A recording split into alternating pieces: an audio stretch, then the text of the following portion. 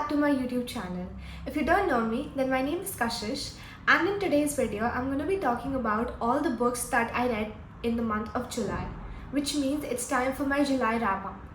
So I read 13 books last month, 7 books were from my physical TBR, and 6 books I read from my Kindle. But the most astonishing part about last month was that I didn't have a single 5-star read. Like, I did enjoy 70% of the books I read, but none of them felt like a 5-star to me. So, I kind of feel a little bad about that because, you always want every book to be 5 stars, but, none of them this month, July is one of my best reading months this year, but the fact that I couldn't find a single 5-star read was a little sad for me, but I think that's all right because I got through a lot of books this month that I genuinely wanted to read for a while. So I guess that's it, and let's get started. Okay, so let's get started with the first book that I read in the month of July, which was Kiss of Deception by Mary E. Pearson. So this is the first book in the Remnant Chronicle series, and I gave this a 3.5 stars. This is the first book in this fantasy series, and I just felt like it was a bit slow. Like, I know that first books in a fantasy series are always like dedicated to world building and introducing all the characters, but then at the same time this felt really slow at some parts, and it just like it didn't take me a lot of time to get through, but again I wanted more about the story and like a little more about what's gonna happen in the next book, and what kind of a plot. Like, I was waiting for a little action also, but then it was lacking in this book from the main character. But I guess that's it, but I think that's fair enough because in the last 100 pages was so good. Like I was just you reach the 300 page benchmark, and after that so many things are happening that it's just, it was really nice. So I think the last 100 pages were justified this book, because a lot of things come out and there's just so much lies and betrayal in this book, but at the same time I love that, so I don't have any issue. And so yeah, a really good start to the Remnant Chronicle series. And the next book that I read this month was The Heart of Betrayal by Mary E. Pearson. This is the second book in the Remnant Chronicle series, and it picks off from the events at the end of the Kiss of Deception. Like, Kiss of Deception ended on a really bad cliffhanger, and like I picked up this book like straight away because I wanted to know what happened. And again, so I gave this 4.5 stars. This was amazing. Actually, I really wanted to give it 5 stars. Like, this book came really close to being a 5-star read, but again at the same time in the starting it went again a bit slow and then picked up after that. I felt like now that the first book is done, we should finally get into like the main plot or like the main plot line of the story.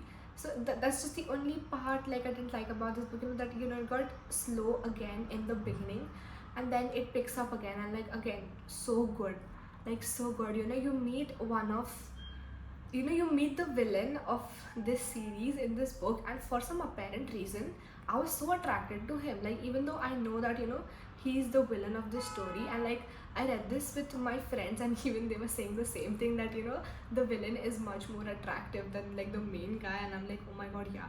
But yeah, by the end of the book you like end up hating him because he pulls a lot of things that were just not justifiable. So yeah, I think, but then initially in the start you were very intrigued by his character. And again, Mary A. Pearson is cruel, and she ended this on another bad cliffhanger. And oh my god, like if I thought like the first book's cliffhanger was bad, the second one will just like kill you. So if you want to pick up this series, I will definitely say keep all 3 books with you at the moment, because you'll just want to pick up the next one as soon as you finish the last one. So yeah, great series. I'm loving it. I'm just like left with the last 200 pages of the third book, but then it's amazing. It's a bit slow, and it'll take time to build, but I think it was worth it. Like, I did enjoy reading it.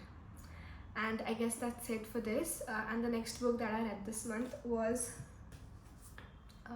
7 Days in June by Tia Williams. So I gave this 4.25 stars, and the only thing I want to say about this book is that it is really underrated. I feel like a lot of people do not know how good this book is. Like, they must have seen it somewhere on other people's bookstagram or booktube, but I don't think they actually end up reading it. But I'm gonna prompt you and I'm gonna tell you that please read this, because it's such a good book. It's about Ava and Shane. It's a single mother second chance romance, and it's narrated in the form of like 7 days. So like it's the basic plotline of the story is these two, they met in high school and they spent 1 week, and now again after 15 years they've met again, and again they spend a week to get to know each other and get back together. But it's just a lot of things happen in between. There's a lot of character growth and personal growth as well, which was really nice to see.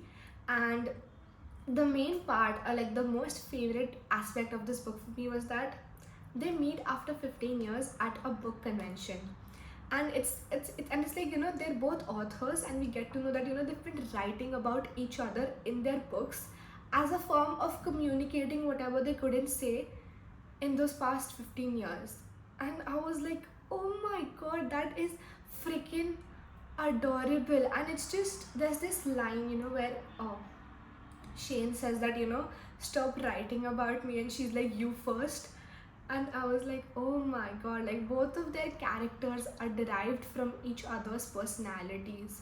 I mean, how beautiful and how heartbreaking is that they were apart for this 15 years, and it's just, it broke my heart. But then at the same time, I will ask you that if you want to read this book, then do check the trigger warnings before you pick it up, because I feel like it gets a bit heavy some places, and it's just, it made me cry a lot. Like, some things made me really sad, but then again I think the ending was like worth it. So just be patient with it and just give it a try, because it's really good. So the next book that I picked this month was The Last Letter by Rebecca Yarros. So at that time, Fourth Wing was not available in India, so I thought, why not just pick up something else by Rebecca Yarros.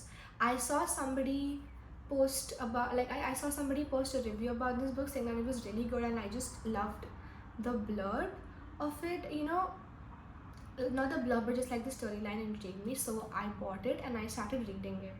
Now, I went into this book thinking that it was a sweet small town romance, single mother romance, and this guy is retired from the army. But no, like, I was thoroughly wrong. This book was like, it killed me to read it. Like, it was, at some places it was so sad, and it just killed me to, like, I don't know, it's just, it broke my heart a lot. Like, it's just, and I gave it 4 stars. The only reason I didn't give it 5 stars, again, this was another book that was close to being a 5-star, was that because there's this something happens in the last 50 pages of this book, and I was just like, no, this is not done, this is not justifiable. It just seemed like to me that the author wanted to make this book even more sadder. That's why that happened. There is a happily ever after, but then there are events, or like the things happen which made it difficult for them to be together. But it's just, you'll have to just read and see, understand that, because I cannot tell you, otherwise it would be like a really big spoiler. But then again, if you think that this is like a small town grumpy sunshine romance, no, it's not. It focuses on a lot of other aspects as well, such as it deals with death, emotional aspects and everything as well. So I loved this book. Like, the characters were adorable. I loved the kids, and I loved the connection that the kids formed with that guy. So it's really nice. Do pick it up if you're in if you're in a mood to like cry or like shed a few tears. I think this would be perfect. It'll break your heart also, but till the end it'll patch it up as well. So do read it. And the next book that I read this month was The Soulmate Equation by Christina Lauren. So I gave this 3.5 stars. It was nice, it was really cute. Again, this was also a single mother romance, and basically the plot of this book is that the our main character, Dr. River Penna, has formed his own matchmaking company where they pair people according to their DNA equations.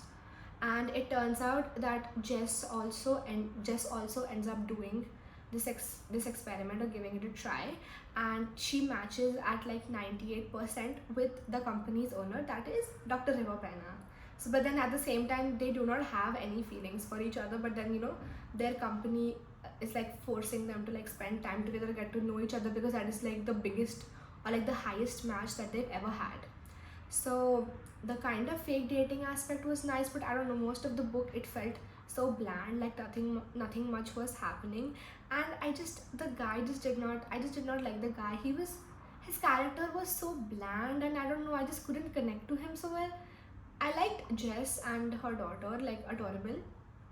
I loved the relationship between River and Jess's daughter, but then at the same time, it all felt very like, yeah, okay, it's fine. There was nothing very exciting for me. Like not one scene felt like really exciting for me. The only thing that like was really good about this book was that Jess's best friend Felicity, like she made this book so much better. Her humor just added such a good concept or aspect to this book. So I still feel like it's a good one-time read, but I don't know. I think this guy just did not do it for me. I don't know. I didn't like him. So yeah, it's okay. I think I don't know if I would recommend this or not, but I would say that you can pick it up and just give it a try. And if you don't like it, then you can definitely DNF it. But if you're someone who knows incapable of DNFing books, then just don't pick it up then. Okay, so this is it for this book, and the next one which I read this month was The Hidden Beach by Karen Swan. I gave this 3 stars. This is the only book by Karen Swan which I think I've given 3 stars. All the other books that I've read by her have been like a 4, 4.5, or a 5-star read. And I think this is the only book by her that's kind of actually disappointed me. So actually the concept of this book is really interesting. Like our main character Belle works as a nanny for Hannah and Max Mogart. Um, and then one day, when she's leaving the house, like drop the kids to the school, she receives a call saying that Hannah's husband is awake. Now the main plot line here is that the main shocking part here is that Hannah is already married to somebody else. So how can her husband be alive now? So it's like you eventually get to know that Hannah was married, and 7 years prior her first husband was in an accident, and he's been in a coma for the past 7 years, but now he's awake and he wants his family back. But now Hannah already has this second family, where she has 2 kids with the other guy.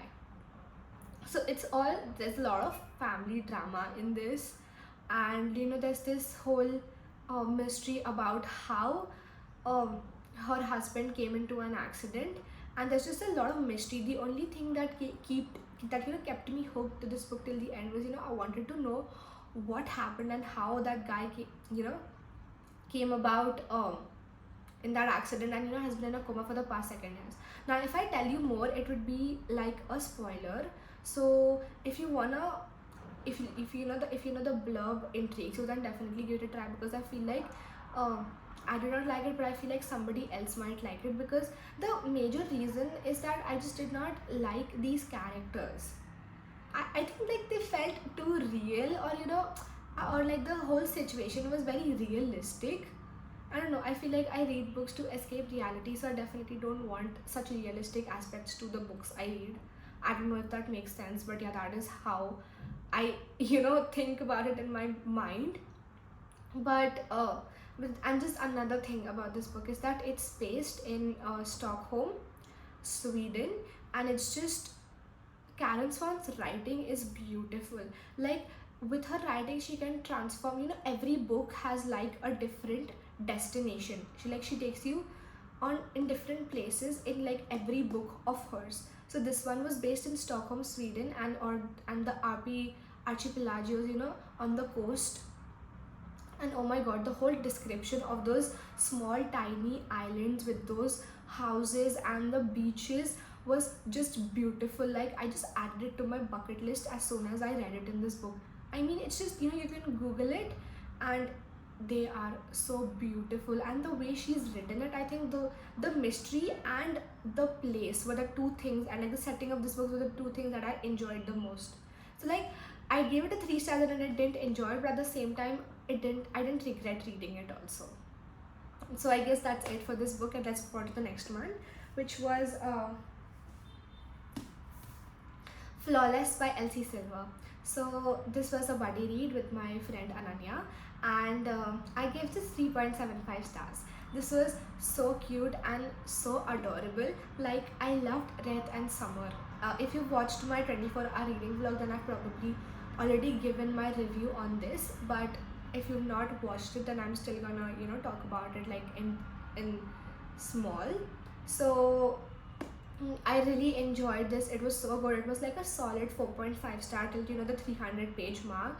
But the last 100 pages, there's this third breakup conflict act, if you know what I mean. So in romance books, generally in the last 50 or 100 pages, the couple will like break up because of some conflict, and then the guy will grovel, or like the Bundy will grovel, or they'll just come back together in the end. So that last third breakup conflict act didn't feel very justifiable to me. Like, I did not like it at all. I was like, and there's just so much miscommunication, so I was like, no, it was like really difficult to get through those 100 pages, because I felt like this is so stupid, like this should just not be happening. But then at the same time, I loved these characters, and like the initial setting and the development and the flow of the story was so good that I was like, yeah, let's just give it a 3.75 stars. Only that aspect of it was like a little disappointing for me, but I think this book was a great start to the Chestnut Spring series, because you meet all of the characters, or the next books which are gonna come. So I'm really excited to read the next books in the series, and this was a good start to it. And who doesn't love a cowboy small town romance, if you get me, So it was really nice. Now let's move on to the books which I read on my Kindle. So the first one was Liars Like Us. I'm not gonna try to pronounce the name of the author because I don't think I'll be able to. So I gave this book 2 stars, and the only thing that I want to say about this book is that this guy needs to go to jail. Like, he's a freaking stalker, and it's just like the first 50% of this book was so good. I majorly picked it up because it was a marriage of convenience, and the first 50% of this book was so good. The banter was amazing, like it was done so well. But then after that, you get to know that this guy has been like plotting for so many years to like take everything away from her, and then so that he can jump in and provide her that financial support that she needs. Oh my god, I was like done with that book after that time. I was like, this guy's a stalker, he needs to be in jail, please do not. I was like, no, this is not justifiable in any sense, and I just hated it, and I will not recommend it. Please do not pick it up. It is so bad. You'll just regret it in the end. That's the only thing I want to say about this book. And the next book which I read on my Kindle was Twin Queen by Daphne Perry. So this was the last book in the Clifton Fourth series, and I'm so sad that the series is over because I loved it. It was amazing. Like like you'll have to read from the start, because there's a plot line which is going along all of the books, even though there are different couples in each book. But it is amazing, and the mystery is done so well. Like, I love Daphne Perry's books, where there's romance but there's also a mystery plot in it as well. It just makes the reading experience even more better. So like specifically, I gave Tin Queen 3 stars because I didn't like Emmett, and I forgot the female main character's name. It's on the tip of my tongue. 5 hours later. Nova, yes. Her name's Nova or June. I don't know. Yeah, I think it has to do something with the plot. Like, the plot is very interesting. Like, she's come to get revenge on her, but then at the same time, I didn't like the pacing of this book at all. I just loved seeing the characters from the other books and their whole small town family. That was the best part. But yeah, Tin Queen was not one of, like, I think that's the least favorite book in the whole series of mine. But I loved this series. I will definitely say that you please pick up the Clifton Forge series by Daphne Perry. I think that's one of her series that is not a lot of people know about it. Like, everyone's read the Eden series, but I don't think the Clifton Forge is like talked about more, and I think it should be because it's really good. The fourth book was like the best book, was one of the best books that I read this year. So definitely pick it up. It'll be worth your time, and just trust me. And the next book that I read on my Kindle was, I finally started the Five Family series by Jill Ramsor. So I read the first book, which was Forever Lies, and this one was about Alicia and Luca, and I gave this 3 stars. Um, it was nice. Again, a good intro to the world and the other characters and their upcoming books. It's just that again, Luca felt like too possessive and too irritating for me. Again, he gave such stalkerish vibes. Even I would like to put him in jail. But again, he was fine. Till the end, his character has some kind of growth. Even the female main character, it was like very okayish. But like again, a good start to the series. And the next book that I read on my Kindle was Blood Always by Jill Ramsor. So this is the third book in the Five Family series, and this is about Alicia's sister Maria.